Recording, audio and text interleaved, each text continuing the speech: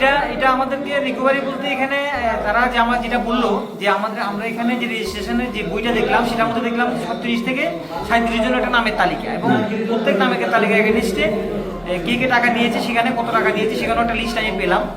তো সেটা দেখে আমি আবার ওদেরকে আবার ইনকোয়ারি করে জিজ্ঞেস করলাম যে এটা ঠিক কিনা। কয় স্যার হ্যাঁ ঠিক, আমাদের মধ্যে বেশ কয়েকজন সেখানে যারা টাকা দিয়েছে বা তাদের ফ্যামিলি থেকে যারা এসে টাকাটা দিয়ে গেছে ওদের সঙ্গে কথা বলে জানতে পারলাম যে ব্যাপারটা সঠিক।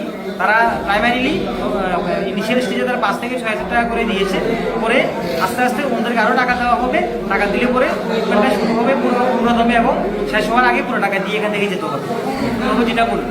আর এখানে আজকে দেখলাম যে আরোটা যেটা খবর পেলাম লোকেলি, যে কালকে নাকি খুব রাত্রে 5-6 জনকে খুব মারধর করা হয়েছিল, তাদের নাক থেকে রক্ত ঝরছিল, ওদেরকে নাকি কোনো না কোনোভাবে এখান থেকে শিফটিং করা হয়েছে। আর তারা যখন জানতে পারলো যে এখানে আজকে পুলিশের লোক আসছে বা অ্যাডমিনিস্ট্রেশনের লোক আসছে সেটাকে টেক আপ করার জন্য, দেখার জন্য, ইন্সপেকশন করার জন্য, তারা আজকে সকালে নাকি পালিয়ে গেছে। এটা যোগ্য যেটা জানলাম। আর বাকি এখানে 42-43 জনের মধ্যে আমি 15 জন কিছু দেখেছি, এর মধ্যে আরও যেটা জানতে পারলাম আজকে সকালেই নাকি আরও বেশ কিছু লোক এখান থেকে যেগুলি পেশেন্ট হিসেবে ছিল তারা অনেক এখান থেকে পালিয়ে গেছে। নামধারী যে মানে নেশামুক্তি কেন্দ্র চালাচ্ছিল সেখানে মেডিকেল ব্যবস্থা কেমন ছিল? এটা একদমই ব্যবস্থা ভালো নেই, এখানে কোনো ব্যবস্থা নেই। এখানে তারা যেটা বলছে যে এটা অ্যান্টি ড্রাগ সেন্টার বা যেটাকে ড্রাগ ফ্রি সেন্টার নামে যেটা নাম দিয়েছে, সেটার আমি কোনো কিছু এখানে লেসপেস খুঁজে পেলাম না।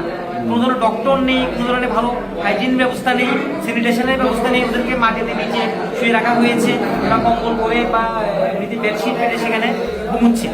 এবং তাদেরকে আরেকটা যেটা অভিযোগ ছিল, তাদেরকে আজকে লাস্ট 5-7 দিন ধরে কোনো ব্রাশ, তাদেরকে সাবান দেওয়া হচ্ছে না, কোনো ব্রাশ করতে পারছে না, জল নেই, খাবার নেই, কিছু নেই, একদম আনহাইজেনিক কন্ডিশন, মানে না খেয়ে ওরা মারা যাবে এমন একটা অবস্থা। টোটালি এখানে অবস্থা চলছে। এখন প্রশাসনিকভাবে কি ভূমিকা থাকবে আপনাদের? প্রশাসনিকভাবে আমরা এটাকে টেক আপ করছি, যাতে করে আমরা প্রথমে দেখবো যে মেডিকেল টিমকে নিয়ে সেখানে যে ছেলেগুলি আছে ওনারা কতটুকু ভালো আছে এবং ওদেরকে এই মুহূর্তে বাড়িতে পাঠানো যায় কিনা সেটা আমরা প্রথমে দেখবো। আর এরপরে এবার আমরা এখন অলরেডি আমি পুলিশকে বলেছি, থানা ওসি বা সেকেন্ড ওসি যিনি এসটিমকে বলেছি যাতে মান্নার যদি কাকে আটকানো হয়। তো এখন খবর পেলাম যে ওনাকে নাকি থানাতে আটকে রাখা হয়েছে। এখন আমরা নেক্সট কোর্স অফ অ্যাকশন যেটা করার সেটা আমরা করবো।